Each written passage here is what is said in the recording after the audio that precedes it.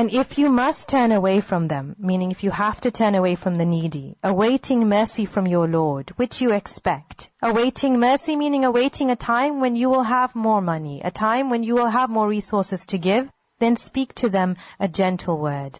If you cannot give any of these categories, the poor, the needy, whoever, your relatives, then don't be harsh with them. Say no to them in a way that is gentle and kind. Maybe your circumstances don't allow you to give at that particular time. Maybe there's someone who's always asking and you're now thinking that at this time maybe I shouldn't give, but don't rebuke them, just speak to them kindly.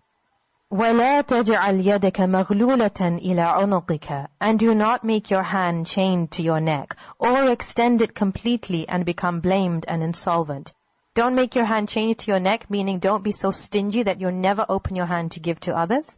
But at the same time, don't spend so much that now you are reliant on others to provide for you. So be balanced in your spending. Look at all the people in your life and give each accordingly their right and their due.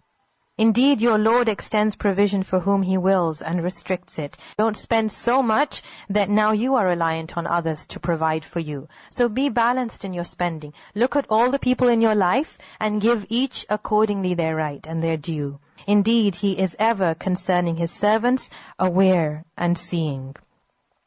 And do not kill your children for fear of poverty. We provide for them and for you. Indeed, their killing is ever a great sin.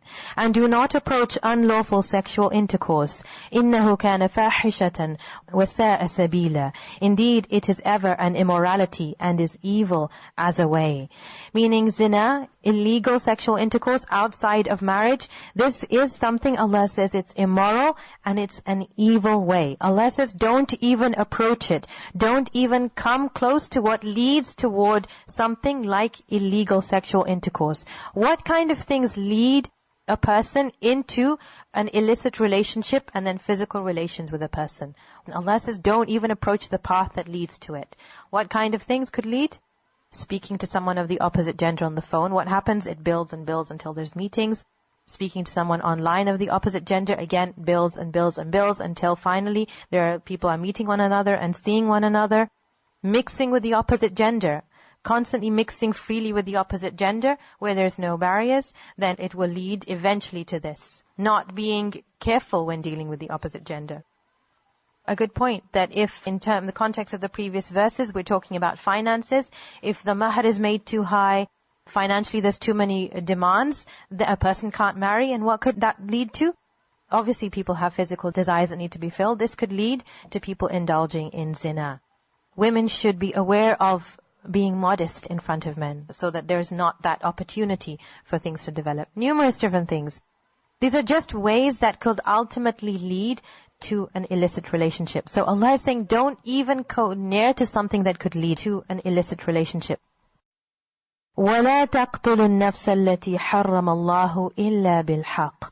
And do not kill the soul which Allah has forbidden except by right. Meaning there's legal justice, legal retribution, then that can happen. And whoever is killed unjustly, we have given his heir authority. But let him not exceed limits in the matter of taking life. Indeed, he has been supported by the law. And do not approach the property of an orphan except in the way that is best until he reaches maturity. Again, do not approach. Never mind, do not use it wrong, but don't even approach the property of an orphan. When he reaches maturity, then an orphan can be given his wealth and he's responsible for it. And fulfill every commitment. Indeed, the commitment is ever questioned. And give full measure when you measure, and weigh with an even balance. That is the best way and best in result. وَلَا تَقْفُ مَا لَيْسَ لَكَ بِهِ عِلْمٍ.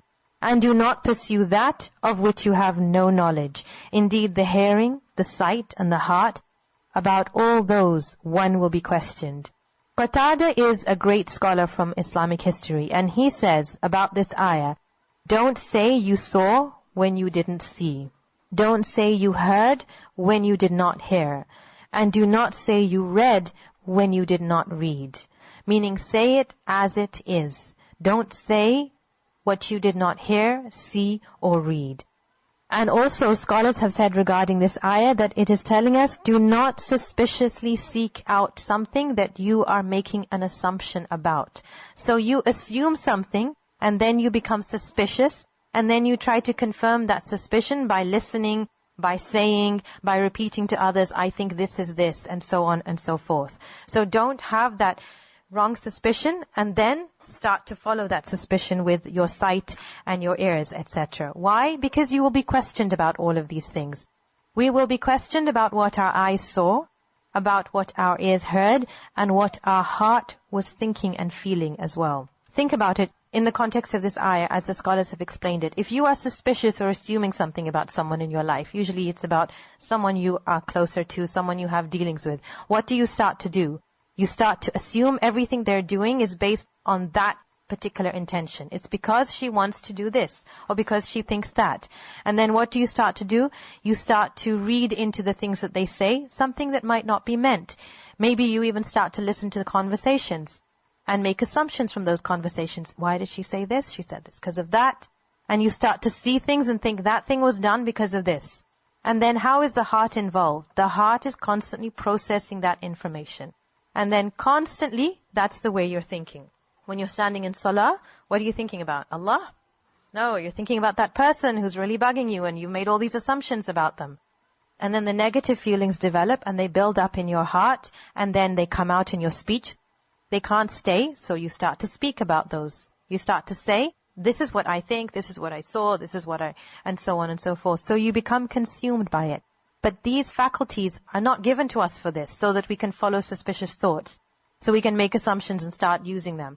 We were given them for a higher and a greater purpose. Even in the dunya, standards are set that when somebody in particular fields of work, when someone comes in and says, I have a tough time doing A, B, and C, then it is upon the person who is listening and recording that speech to write it as it is, that this person has a tough time doing this, not judgmental statements, this person is lazy, this person is ineffective, etc.